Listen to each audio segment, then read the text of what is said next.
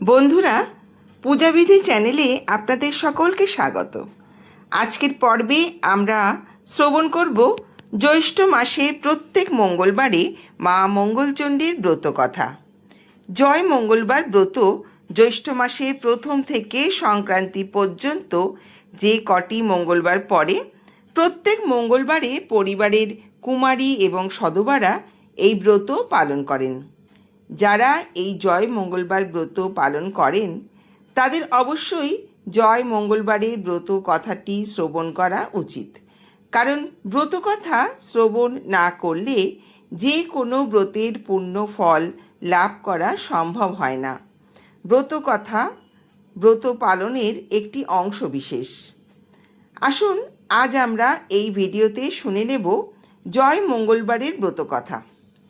তাহলে শুরু করছি জয় মঙ্গলবারের ব্রত কথা। কৈলাসে বসে একদিন মা ভগবতী বললেন, পদ্মা, মর্তলোকে আমার পূজার প্রচার করতে হবে। পদ্মা বললেন, মা, কি করে হবে?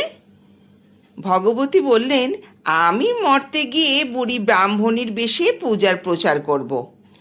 অমনি ভগবতী কৈলাস থেকে মর্তে এসে ধনপতি বেনের বাড়িতে গিয়ে ভিক্ষা চাইলেন। ভর দুপুরবেলা চারিদিকে রোদে ঝাঁ ঝাঁ করছে। বামুনি ভিক্ষা নিতে এসেছে। বেনে বউ তাড়াতাড়ি থালা করে ভিক্ষা আনতে গেল। বুড়ি বললেন, মা, তোমার ক ছেলে ক মেয়ে গো?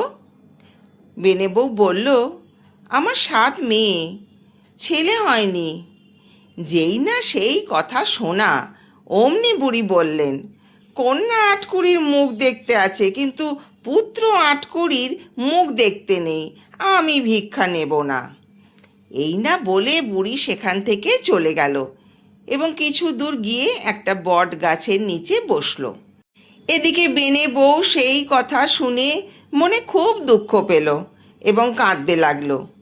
সেই কান্না শুনে 7 মেয়ে, বেনের দাস দাসী সবাই ছুটে এলো এবং জিজ্ঞাসা করলো, কাঁদছো কেন? কি হয়েছে তোমার? বেনে বউ বুড়ির কথা সব খুলে বলল। বেনে তখন বুড়িকে খুঁজতে বেরোলো।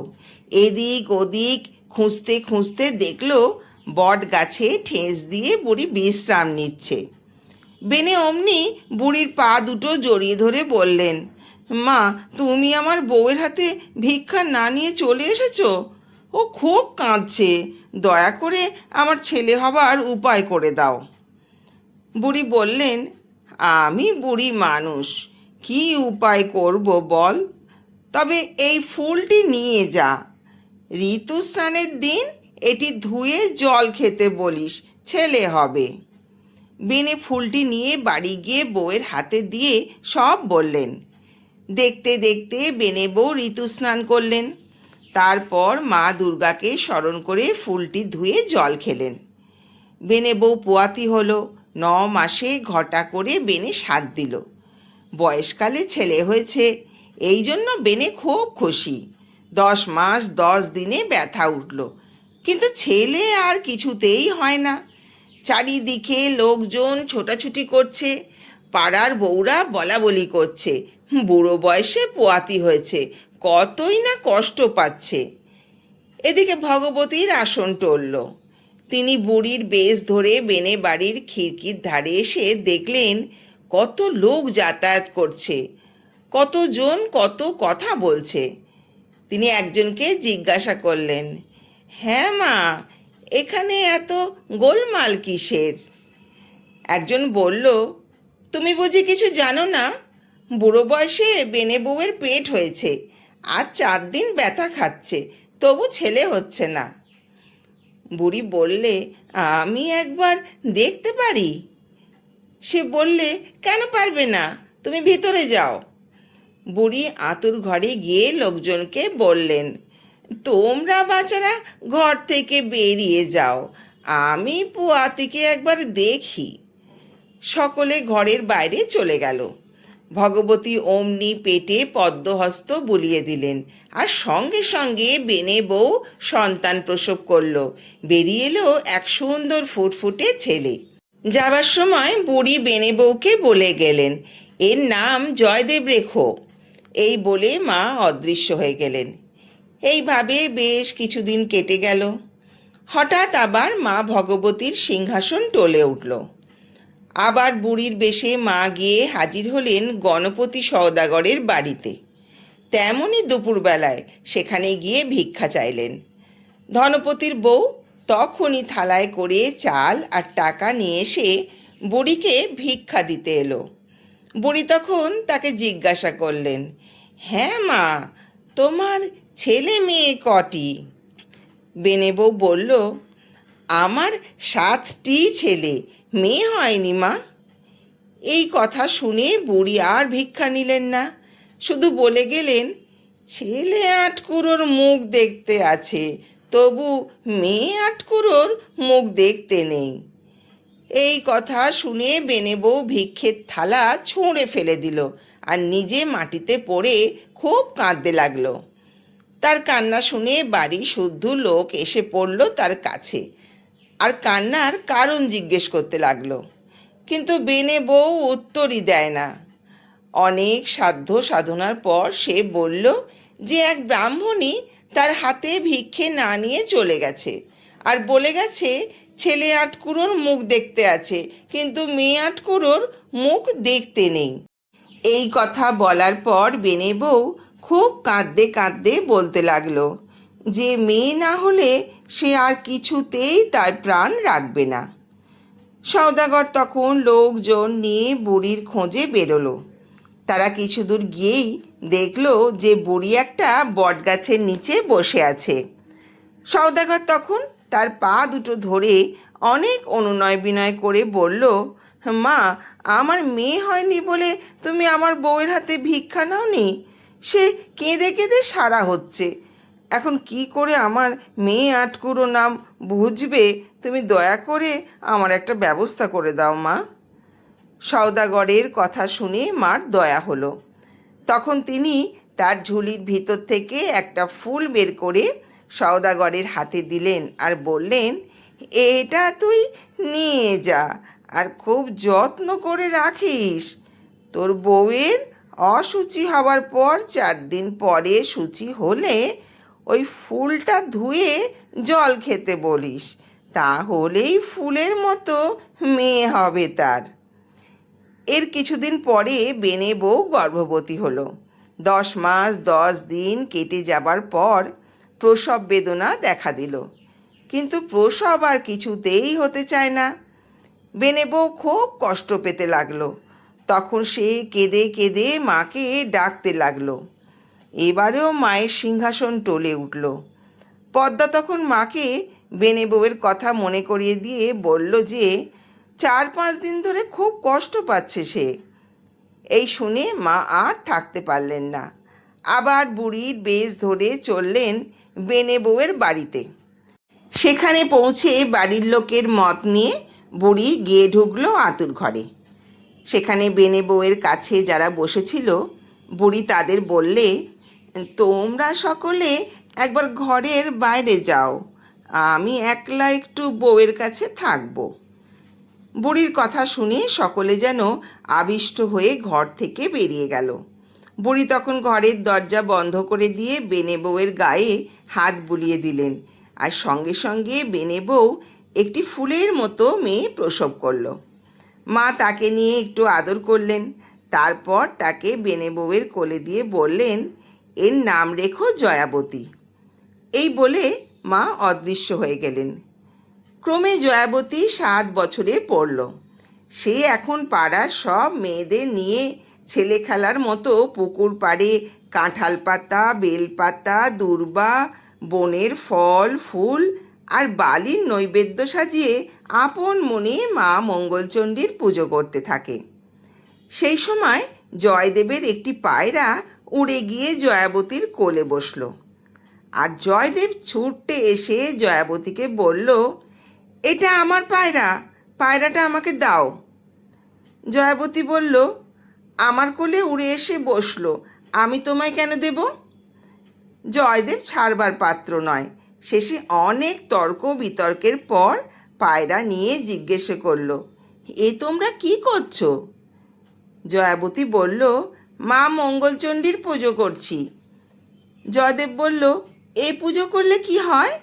জয়াবতী বললে, হারালে পায়, মলে জিয়য়, ধারায় কাটে না, আগুনে জলে ফেলে দিলে মরণ ঘটে না, সতীন মেরে ঘর পায়, রাজা মেরে রাজ্য পায়। এই কথাগুলো শোনার পর জয়দেব বাড়িতে ফিরে এসে গোসা ঘরে গিয়ে শুল। কারো সঙ্গে কোনো কথাই বলে না ছেলে। বাড়িসুদ্ধ সকলে একেবারে অস্থির। সকলে কত জিজ্ঞাসা করলো যে কিসের জন্য তার রাগ হয়েছে, কিন্তু সে কোনো উত্তর দিল না। শেষে জয়দেবের মা এসে অনেক অনুনয় বিনয় করতে জয়দেব বলল যে সওদাগরের মেয়ে জয়াবতীর সঙ্গে তার বিয়ে দিলে তবে সে নাওয়া খাওয়া করবে। এই কথা শুনেই জয়দেবের মা বললেন, এই জন্য তোর রাগ? এর জন্য ভাবনা কি? আমি কর্তাকে বলে শীঘ্রই জয়াবতীর সঙ্গে তোর বিয়ের ব্যবস্থা করে দিচ্ছি। ওরা তো আমাদেরই ঘর, কিছুই আটকাবে না। কিছুদিন পরে বেনে সওদাগর জয়াবতীর বাবা ধনপতি সওদাগরের কাছে বিয়ের প্রস্তাব পাঠালো।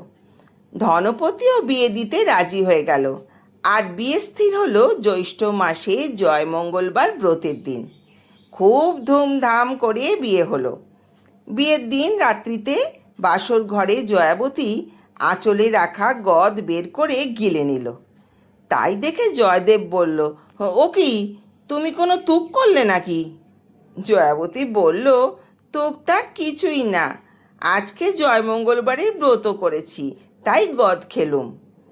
বিয়ের পরের দিন ধনপতি সওদাগর জয়াবতীকে সোনার গহনা, মণি, মুক্তা, ধনরত্ন দিয়ে বর কনেকে বিদায় করল। যাবার সময় জয়দেব তার বাবার ডিঙিতে না উঠে অন্য একটা আলাদা ডিঙি করে বউকে নিয়ে চলল।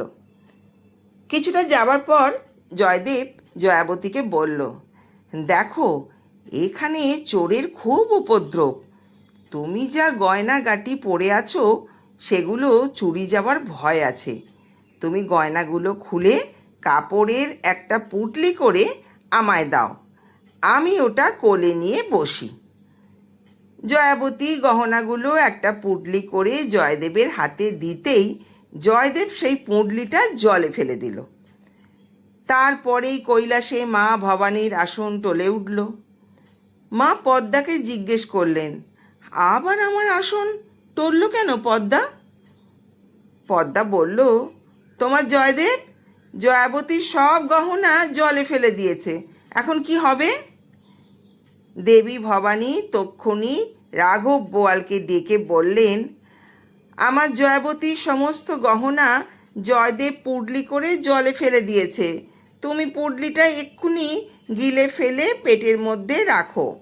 আর খাল, বিল, নদী, পুকুরে যেখানে যত মাছ আছে তাদের ডেকে বললেন, কাল থেকে 3 দিন তোমরা সকলে গভীর জলের মধ্যে লুকিয়ে থাকবে। এদিকে বেনি সওদাগরের বউ মেয়েকে নিয়ে বউ বরণ করতে এলো। দেখলেন বউয়ের গায়ে একখানাও গহনা নেই। সকলে বলতে লাগলো, বউয়ের বাবা অত বড় মানুষ হয়েও মেয়েকে একখানা গয়নাও দেয়নি। তারা বেনে বউকে ঘরের গহনা পরিয়ে বউ বরণ করলো। পরের দিন বউভাত। জেলেরা মাছ ধরতে বেরিয়েছে। কোথাও মাছ না পেয়ে শেষে নদীতে জাল ফেললে জালে পড়ল সেই রাঘব বোয়াল মাছ। জেলেরা মাছ নিয়ে বাড়িতে এলো। প্রকাণ্ড মাছ দেখে সবাই খুব খুশি। কাটবার আয়োজন হলো, কিন্তু বঁটি, কাঠারি, কুড়ুল কোনো কিছু দিয়েই মাছ কাটা যাচ্ছে না। এসব ব্যাপার দেখে তার শাশুড়িকে বলল, মা, আমি মাছটা কাটবো? শাশুড়ি বলল, এত মানুষ পারল না আর তুমি পারবে? কি বলছো বৌমা? কিন্তু জয়াবতী বুঝিয়ে সুজিয়ে নিজেই মাছ কাটতে বসল। মা মঙ্গলচণ্ডীকে স্মরণ করে ছোট বঁটি দিয়ে একটা দুটো কোপ দিতেই মাছ হয়ে গেল টুকরো টুকরো। বেরিয়ে এলো সেই গহনার পুঁটলি। জয়াবতী ঘাটে গিয়ে পুঁটলিটা ধুয়ে সব গয়নাগাটি পরে নিল। সকলে বলতে লাগলো, কি গহনাই না দিয়েছে ধনপতি। বেনে সওদাগরের বউয়ের তখন আনন্দ আর ধরে না। এদিকে জয়াবতীকে সব গহনা ফিরে পেতে দেখে জয়দেব ভাবল, হারালে পায়, সত্যিই তো সব হারিয়ে আবার ফিরে পেল। আজ বৌভাত, 17,000 বেনে এসেছে নিমন্ত্রণ খেতে। তারা বলেছে জয়াবতী রান্না না করলে কেউ খাবে না। জয়দেব বললেন, জয়াবতী রান্না করবে। জয়াবতী তখন মা মঙ্গলচণ্ডীকে স্মরণ করে রাঁধতে গেলেন। একসঙ্গে জ্বলে উঠল 17টি উনান। দেখতে দেখতে রান্না হয়ে গেল অল্প সময়ের মধ্যে। সবাই খেয়ে সুখ্যাতি করল খুব। বিয়ের পর 5-6 বছর কেটে যেতে তাদের ঘর আলো করে এলো এক পুত্র সন্তান। একদিন ছেলেকে শুইয়ে জয়াবতী কাজে গেছেন। জয়দেব এসে ছেলেকে নিয়ে গিয়ে কুমোরদের পুয়ানে ফেলে দিয়ে এলেন। সেদিন কুমোরদের পুয়ানে আগুন জ্বলল না। মা মঙ্গলচণ্ডী এসে ছেলেকে নিয়ে জয়াবতীর কোলে দিয়ে এলেন। তারপর থেকে জয়াবতী ছেলেকে খুব সাবধানে রাখতেন, কিন্তু জয়দেব সুযোগ খুঁজতে থাকত। সুযোগ পেয়ে একদিন জয়দেব ছেলেকে নিয়ে পুকুরে সিঁড়ির তলায় ঘাড় গুঁজে পুঁতে দিয়ে এলেন। মা মঙ্গলচণ্ডী এবারও তাদের ছেলেকে বাঁচিয়ে এলেন। একদিন জয়াবতী ছেলেকে শুইয়ে রেখে কাজ করতে গেলেন।